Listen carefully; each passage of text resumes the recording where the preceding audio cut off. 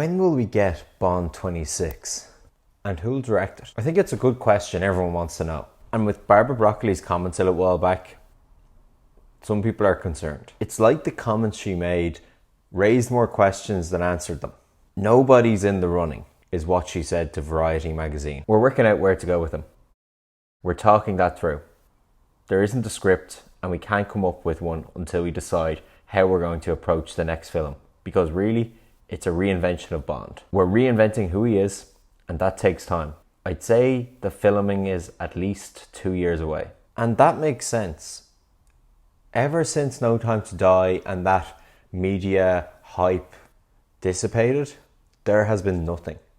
In the past, there's always been rumours, talk, Purvis and Wade working on a new script. Broccoli went on to say to Variety, it's a big decision. It's not just about casting a role, it's about rethinking about where we're going. So clearly they're more meditating on what the solution is for the future Bond. I think it's not just the type of Bond and tone of the films they're thinking about, but what they'll do about Amazon and the new politics that'll be unfolding within MGM. There's never been a shortage of issues with the Bond series having to negotiate its partner. And since Die Another Day, the series has really struggled to get that momentum that it had in the 60s and the 70s up until License to Kill. They got it back with the Brosnan era.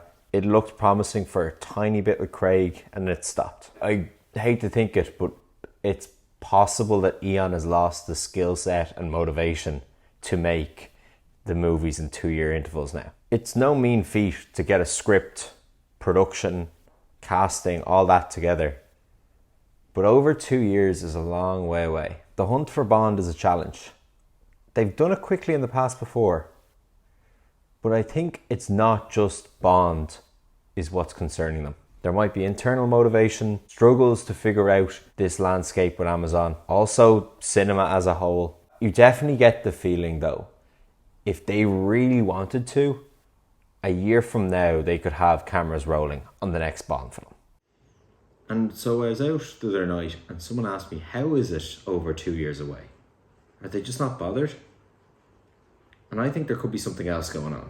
Christopher Nolan's Oppenheimer comes out next year, 2023. And waiting as the marketing is ramping up on that film to announce Nolan as new Bond director would be perfect timing. I'm optimistic that this is the idea in their head. This is the first film he has made since he broke his relationship with Warner Brothers Studios. Nolan broke his relationship with Warner Brothers due to the release of Tenet and then their policy on streaming films. Previously, he only made movies with them. Now he's open and primed for Bond, in my eyes. He's making Oppenheimer with Universal who distributed Bond, No Time to Die internationally. Now we don't know who's distributing the next Bond movie. But I refer to my Christopher Nolan Bond video I made a while back. This is a dream project for him. He'd give it his all, but he'd have to approach it in his own way. Imagine a Nolan and Cavill Bond. Michael Caine probably would have to make a cameo too. You know, I've always loved the character, and over the years I've met with Barbara and Michael, who are just the most incredible people and most incredible producers. But that's part of the problem. They're such incredible producers. They do great on their own. I'd love to work with them at some point, but it would have to make sense.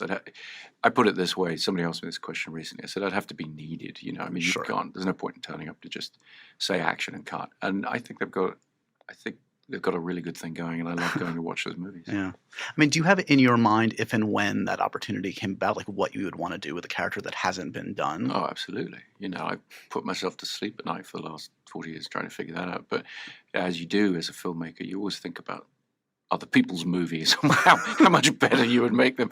But I'm curious, I mean, without revealing too much, like what is the unmined territory of Bond at this point, you think? I would never tell you that.